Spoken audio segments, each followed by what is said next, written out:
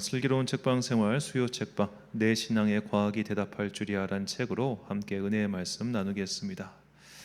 자, 오늘 우리가 함께 좀 소개해드릴 책은 과학으로 하나님 발견하기란 부제가 달린 내 신앙이 과학에 대답할 줄이야라는 책입니다.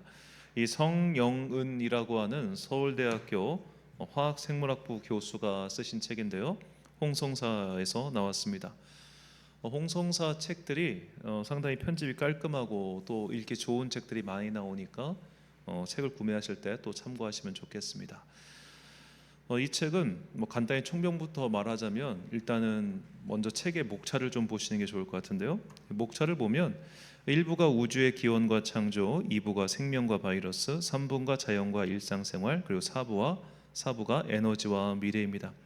여기 2부부터 4부까지 내용은 어떻게 생각하시면 좋겠냐면, 신앙인 과학자가 쓴 일종의 과학 칼럼, 그리고 이것에서 우리가 얻을 수 있는 신앙생활의 지혜 혹은 깨달음, 그런 거라고 생각하시면 되겠습니다.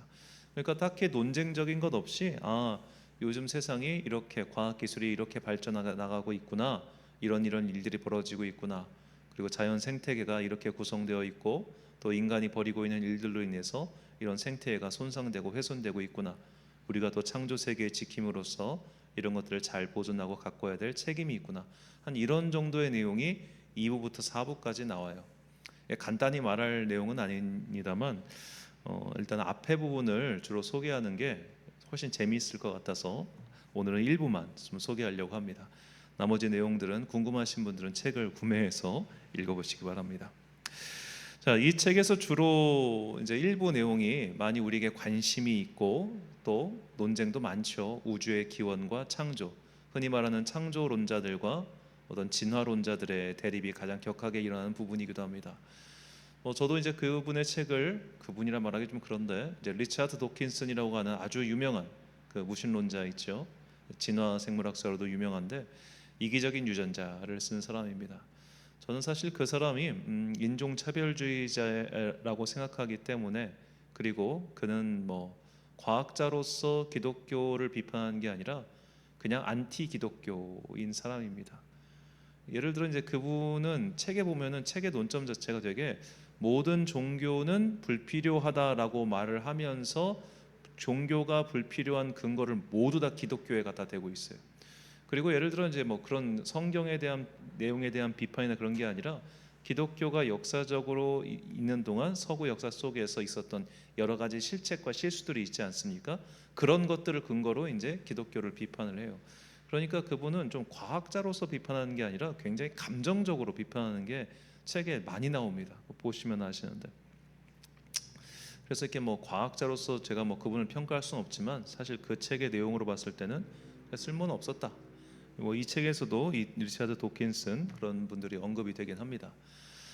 자, 리차드 도킨스와 함께 활동하면서 이제 무신론 운동을 하고 있는, 정확히 안티 기독교 운동을 하고 있는 미셸 셔머라는 사람이 있어요. 그 사람이 이 우주의 광대함을 설명하면서 창조론을 다음과 같이 비판합니다. 책의 내용입니다. 하나님이 있다면 우리 은하만 해도 1천억 개의 별이 있고 그런 은하가 2천억 개나 있음에도 인간을 겨우 지구라는 행성에 있도록 창조할 리가 없다.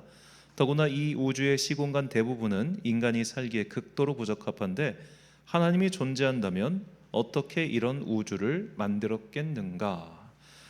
자, 여기 별과 행성과 위성, 이 세 개가 좀 다른데요, 별은 태양처럼 반짝반짝 빛나는 게 별입니다. 그리고 행성은 그 별에 종속되어 있는, 그 별 주변으로 빙글빙글 돌고 있는 스스로 빛을 낼 수 없는 그런 것들을 행성이라고 부르죠. 그리고 그 행성에 딸려 있는 또 조그마한 것들이 위성입니다. 그러니까 별은 태양이고 행성은 지구고 위성은 달이다, 이렇게 생각하면 되겠죠. 목성에만 해도 수백 개의 위성이 있다고 하니까 우리가 살고 있는 이 태양계가 또 얼마나 큰지 짐작이 가겠죠. 그런데 이런 태양계가 우리 은하 안에만 해도 1,000억 개 가까이가 된다는 겁니다. 그리고 그런 은하가 무려 2,000억 개는 될 것이다, 이렇게 말을 하죠. 그러니까 우리가 인지 가능한 범위를 한참 뛰어넘은 무지막지하게 큰 우주가 있다는 거예요. 엄청나게 큰 우주가 있다. 그렇다면 이렇게 큰 우주에서 과연 성경이 말하는 하늘나라는 도대체 어디 있는 거냐? 안드로메다 은하에 있는 거냐? 아니면 저 멀리 다른 은하에 있는 거냐? 그렇게 이야기를 하는 거예요. 그리고 하나님이 인간을 창조했다면 왜 이렇게 저 그 수많은 별들 가운데 여기만 창조를 했겠느냐? 그러니까 외계인도 있을 것이고 뭐 그런 이야기들을 많이 하죠. 뭐 외계인이 있냐 없냐 그건 뭐 모르겠습니다. 솔직히 말해서 모르겠습니다만, 하여튼 그런 식으로 이 사람이 우주의 광대함에 빗대서 그리고 인간이 살고 있는 이 지구별 생각했을 때 너무나 비효율적이라는 거죠. 너무나 비효율적이다. 자, 그렇기 때문에 이런 사람들은 성경의 기록도 믿을 수가 없고, 당연히 뭐 거기에 나오는 궁창이 됐든 하늘이 됐든 이런 것들은 너무 비과학적일 뿐만 아니라, 그렇기 때문에 이거는 다 기록이 틀린 거야. 이 창세기 1장부터 기록이 틀려 먹었으니 나머지 것들은 볼 것도 없어, 다 틀린 거야, 이렇게 주장을 하죠. 자, 이에 대해서 이 17세기 유명한 천체 과학자이면서 이제 그 종교개혁의 시대를 살았던 요하네스 케플러라고 하는 과학자가 있습니다. 케플러 망원경, 그분의 이름을 딴 거죠. 그 케플러가, 이 사람은 천동설이 아니라 자기가 별을 관찰해 보고 나서 지동설을 주장을 했어요. 그런데 이 천동설과 지동설이 가장 충돌하는 부분이 뭐냐면 바로 여호수아가 아얄론 골짜기에서 태양아 멈추어라라고 했단 말이죠. 태양 보고 멈추라고 했으니 태양은 우리 주변을 돌고 있어. 이게 중세시대 사람들의 생각이었습니다. 정확히는 태양이 멈춘 게 아니라 지구가 멈췄겠죠. 이게 이제 과학을, 이제 우리가 우주를 이해한 다음에 우리의 생각인데, 물론 또 태양이 멈췄다고 할 수도 있어요. 태양도 우리 은하계에서 계속해서 움직이고 있으니까. 자, 여하튼 그렇게 멈추라고 했었기 때문에 중세 사람들은 뭐 큰 우주를 상상할 수 없으니까 그냥 지구가 있고 태양이 지구 위성처럼 이렇게 빙글빙글 돌다고 생각했는데, 이 케플러라고 하는 이 과학자가 망원경을 보니까 그게 아니더라는 거예요. 그래서 엄청나게 공격을 당합니다. 이에 대해서 케플러가 이렇게 변호를 하는데, 이 변호가 참 탁월해요. 만일 성경이 당시 배우거나 배우지 못한 모든 사람이 알고 있는 상식에 반하는 과학적 진리 그대로 기록되었다면 그 표현이 얼마나 이상했겠습니까? 저희 채널을 구독하시는 분들은 거의 그럴 일이 없겠습니다만, 일단은 이 표현을 꼭 기억하시기를 바랍니다. 자, 성경이 만약 과학적 진리를 그대로 기록하였다면 그 당시 독자들이 읽었을 때, 그리고 그 이후에 쭉 사람들이 읽었을 때 그 말을 도대체 어떻게 받아들였겠습니까? 이해도 못했을 거고, 무엇보다 성경 고대 히브리어와 고대 헬라어의 언어로는 그걸 표현하지도 못했을 거예요. 막 단적인 예를 들자면, 오늘날 21세기에 쓰인 문서를 17세기 혹은 16세기 훈민정음 딱 만들어지고 난 그 이후의 세대가 읽었을 때 그거 이해하겠습니까? 똑같은 한국 사람이고 시간 간격은 불과 500년에 불과한데도 못 읽을 겁니다. 읽어도 이해를 못할 거예요. 언어가 달라졌기 때문입니다. 언어가 달라졌다는 것은 사물을 인식하는 범위 자체가 달라졌다는 거죠. 그러니까 지금의 관점으로 볼 때 성경의 기록들은 되게 부실해요. 지금의 관점으로 보면, 지금의 기준으로 보면 성경은 과학적인 언어가 아니에요. 당연합니다. 애당초 이건 과학자들이 쓴 과학기술서가 아니기 때문이죠. 하나님의 영감을 받은 하나님의 예언자들이 그 당시의 언어로 기록한 책이 성경입니다. 하나님의, 그래서 계시의 말씀이라고 하는 거죠. 하나님께서 계시를 주실 때 그들에게 야 받아 적어, 자 하나 둘 셋 하나 둘 셋 이렇게 받아 적게 시키셨겠습니까? 물론 그런 구간도 있었겠지만 그렇지 않은 구간도 있었겠죠. 하나님의 성령의 인도하심과 조명 속에서 그들이 쓴 겁니다. 그 시대의 언어와 단어로. 만약 그들이 오늘날의 언어를 알고 있었다 한들 그 언어로 이 창조 세계의 모든 신비한 것을 기술할 수 있었겠습니까? 애당초 불가능한 이야기예요. 지금 과학자들도 저 우주의 거대함과 신비 앞에서 내가 알고 있는 것이 매우 적다. 그러니까 매번 뭐 위성 보내서 발견했다고 하잖아요. 이제 그 큰 만환경 위성을 보내가지고 지금 우주를 계속 또 보고 있잖아요. 발견하고 있는 거잖아요. 무엇이 어떻게 되고 있는지를 모른단 말이에요. 우리는 지금까지도 아는 영역보다 모르는 영역이 훨씬 많습니다. 그렇기 때문에 지금 알고 있는 것을 가지고 과거에 기록된 성경이 다 틀렸다라고 주장하는 것은, 그것은 교만한 행동에 불과하고 또 그들이 그렇게 신봉하는 과학적 진리와도 맞지 않죠. 수많은 과학적 진리라고 하는 것들이 그 시대에는 진리였다가 후대에는 그것이 아니라고 판명된 것이 얼마나 많습니까? 예를 들어 고대 아리스토텔레스, 이 책에 나오는 내용인데요. 고대 이제 그리스의 아리스토텔레스는 사람의 피가 네 가지로 나뉜다고 생각을 했어요. 사람의 피의 형질에 따라서 네 가지로 나뉘고 그 피의 형질에 따라 사람을 치료하면 된다고 생각했습니다. 이게 몇 세기까지 이어지냐면 무려 16세기까지 사람들은 그렇게 생각했습니다. 어떤 사람의 피는 묽고 어떤 사람의 피는 찐득하고, 그래서 그런 피의 종류에 따라 치료를 달리해야 된다고 생각한 게 무려 주전 1700년대까지 그렇게 생각을 했어요. 그러다가 의학이 발전하면서 그런 걸 다 폐기된 겁니다. 그럼 앞으로 우리가 500년 후에 1000년 후에 그 사람들이 볼 때 오늘날 과학기술이 또 어떻게 보이겠습니까? 그래서 함부로 말하면 안 된다는 겁니다. 자, 그리고 이제 이 책에 또 재미있는 내용이 그 시간의 상대성 이론에 대한 거예요. 자, 알버트 아인슈타인의 시간 상대성 이론이죠. 그래서 속도가 빨라질수록 시간은 느려지고 중력이 커질수록 시간은 시간 또 느려져요. 자, 그런 식으로 어떤 시간의 오차가 생기는 거면 속도와 질량에 따라 시간의 오차가 생긴다. 이것을 우리가 현실 세계에서 느낄 수 있는 게 있는데 바로 GPS랍니다. 자, GPS의 원리는 이제 저 지구에 위에 떠 있는 저 인공위성들, 이 인공위성들이 신호를 차에 싸줘 가지고 현재 위치를 측정하고 앞으로 갈 위치를 계산해서 시간을 알려주죠. 그런데 이 인공위성은 굉장히 빠르게 지구 바깥에서 움직이기 때문에 시간과 중력의 상대적 영향을 받고 있습니다. 그래서 38 마이크로 초가 지구의 시간보다 빠르다고 합니다. 이걸 정리하면 인공위성이 아주 빠르게 움직여서 시간이 느려지고요.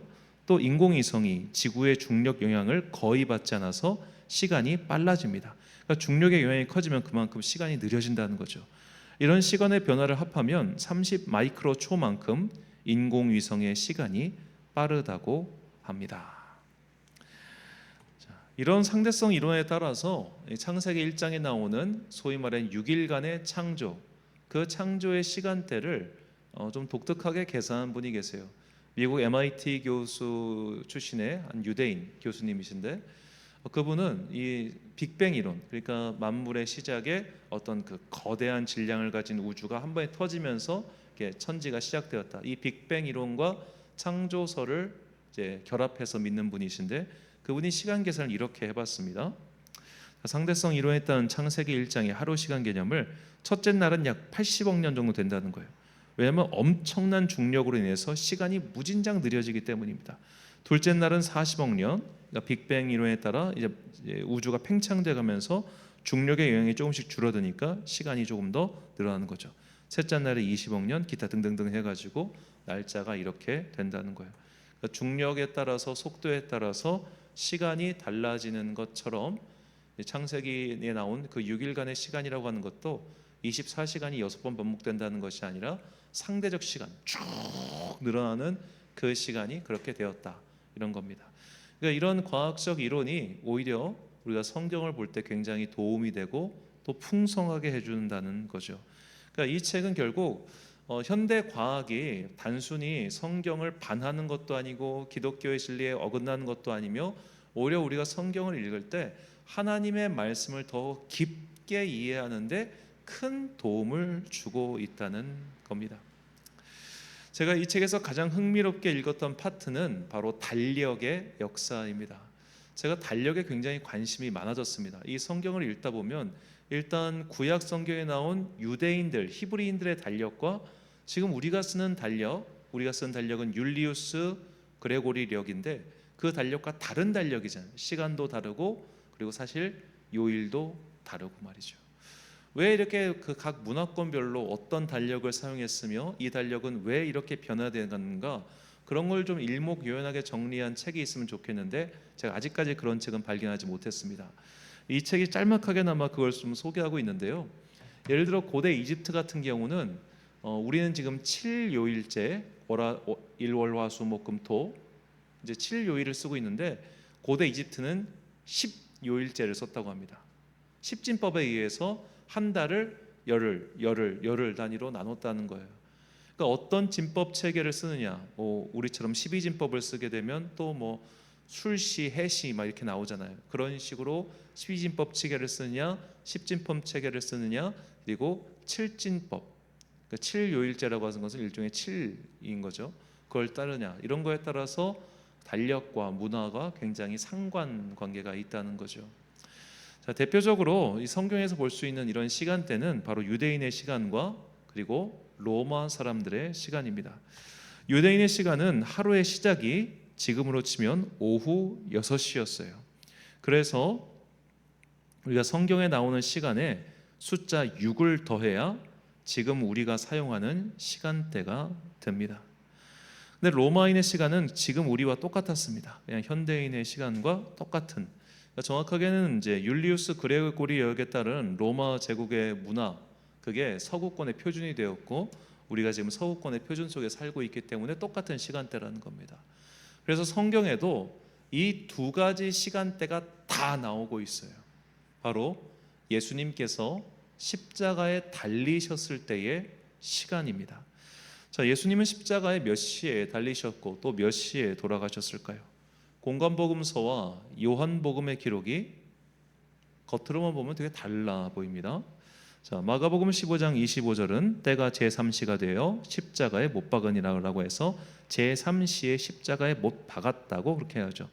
아까 말씀드린 것처럼 이 세 시간을 더하면 이제 6시간이죠. 죄송합니다. 6시간을 더하면 제 오전 9시에 십자가에 못 박았다는 거죠.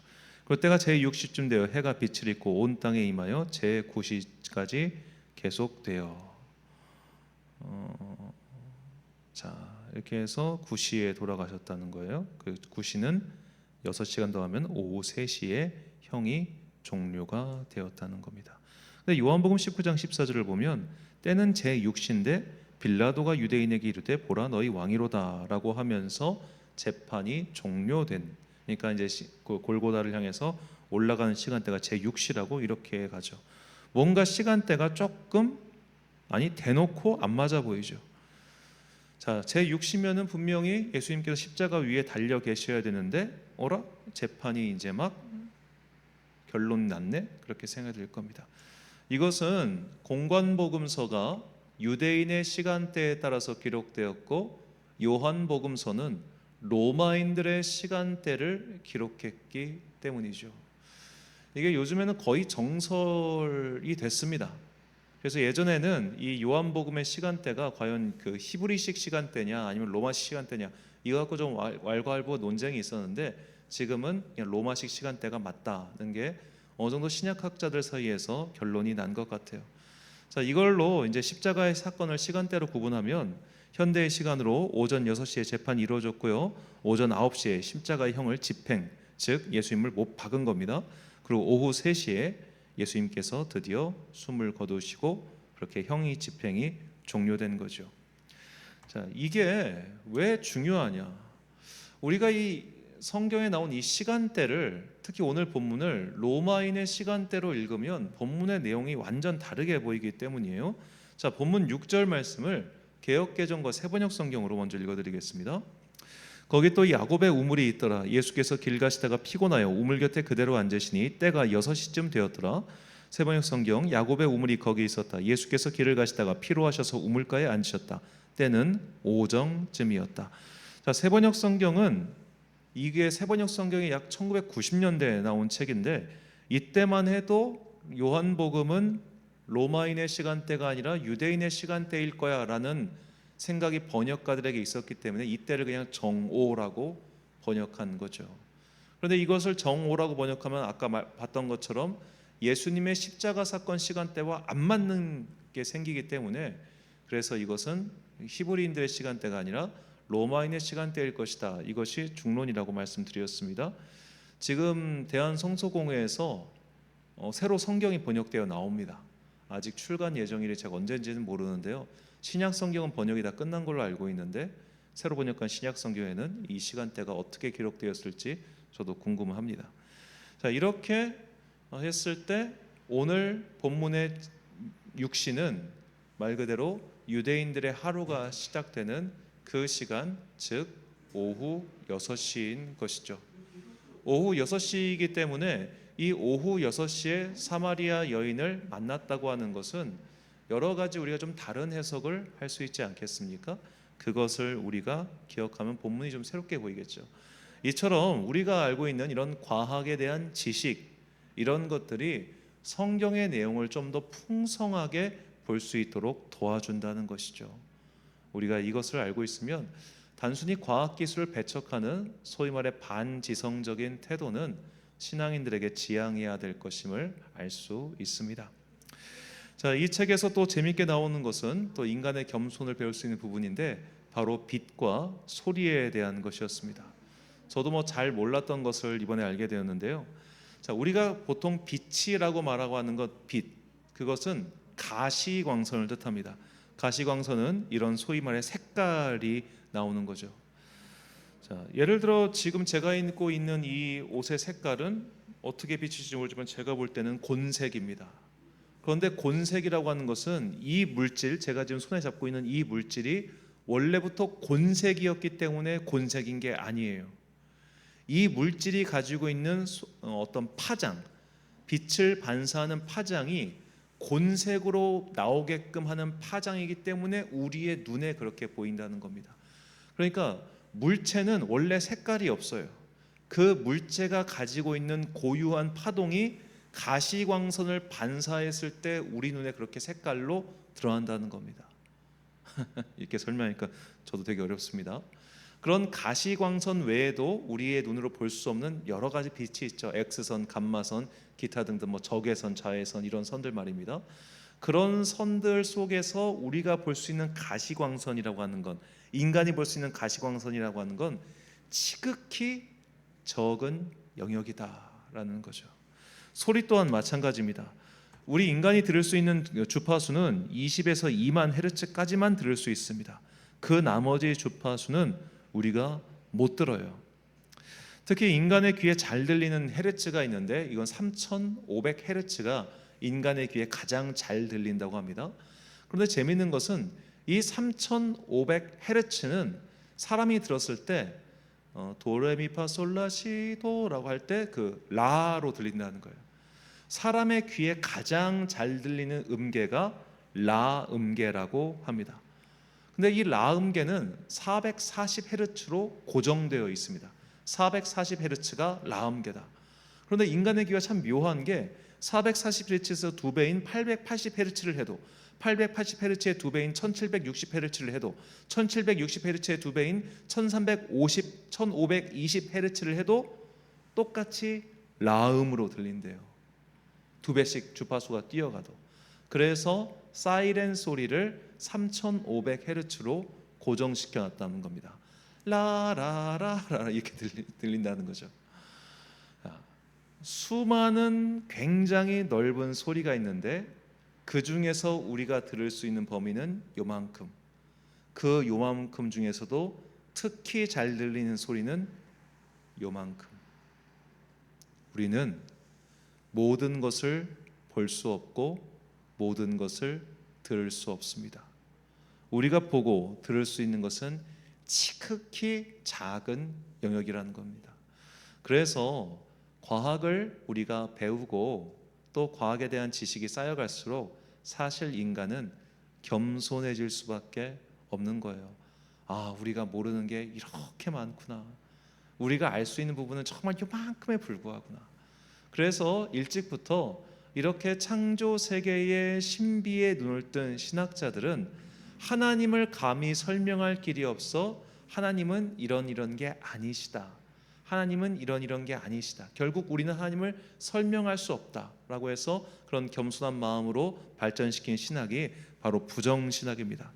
하나님에 대해서 적극적인 규정을 할 수 없기 때문에 부정의 방법으로만 인식할 수 있다는 것이죠.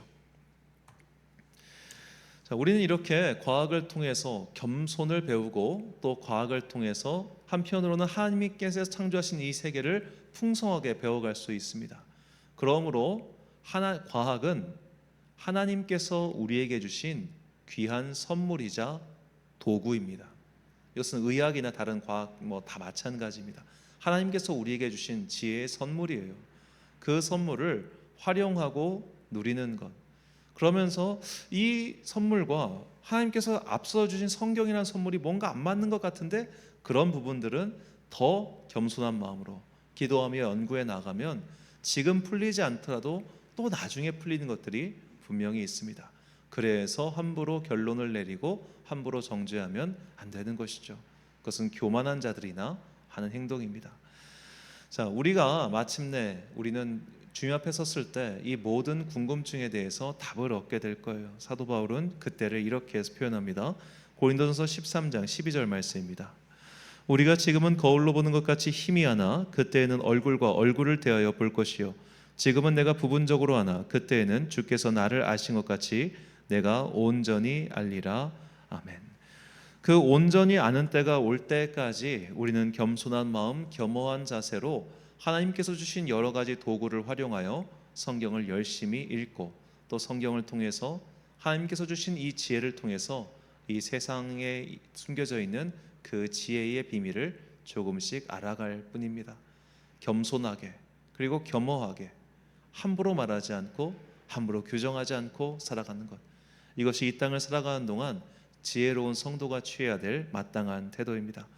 사랑하는 천안광성교회 성도 여러분, 그리고 이 시간 함께하고 계신 귀한 주님의 자녀 여러분, 이 과학의 발전과 역사를 보면 지금 과학자들이 하는 주장도 나중에 어찌 될지 모릅니다. 그러니까 유명한 과학자가 이렇게 말했어 라고 해서 그의 발언에 흔들리지 마십시오. 특히나 안티기독교 운동을 한다는 소위 과학자들은 그냥 자기 기분 때문에 그렇게 말하는 게 더 많습니다. 이 책에서도 나오지만 대표적인 예로 영국의 유명한 우주학자인 스티븐 호킹이라는 사람이 있습니다. 이 장애를 극복한 위대한 과학자로 유명하죠. 그분은 상대성 이론과 빅뱅 이론을 결합해서 우주의 순환론을 설명했습니다. 그러면서 나는 신의 존재를 믿지 않는다 그렇게 말을 해요. 그러자 대중들은 그의 책을 읽지도 못합니다. 그 사람 책이 너무 어려워가지고 사실 그의 주장을 제대로 이해하는 대중은 거의 없다고 이 책에서 그렇게 말을 합니다. 그런데도 사람들은 그런 것과 관계없이 그가 기독교에서 말한 그 부분만 발췌해서 안티기독교 운동할 때 쓰는 그런 대표적인 사례가 됐다는 거예요. 그래서 이제 이분이 하는 얘기인데, 과연 스티븐 호킹의 그 주장이 진짜 과학적으로 봤을 때 검증 가능하고 훌륭한 이론이냐, 아니면 그 개인의 서사, 장애를 극복하고 위대한 학자가 되었다는 그 개인의 서사 때문에 그 서사가 그의 말에 권위를 부여하여 우리가 그냥 밑도 겁도 없이 그의 말 믿고 있는 거 아니냐, 그런 비판도 이 책에 나옵니다. 그래서 읽어볼 가치가 있어요. 우리는 반지성주의 운동을 벌일 필요가 없습니다. 하나님께서 우리에게 좋은 도구를 주셨습니다.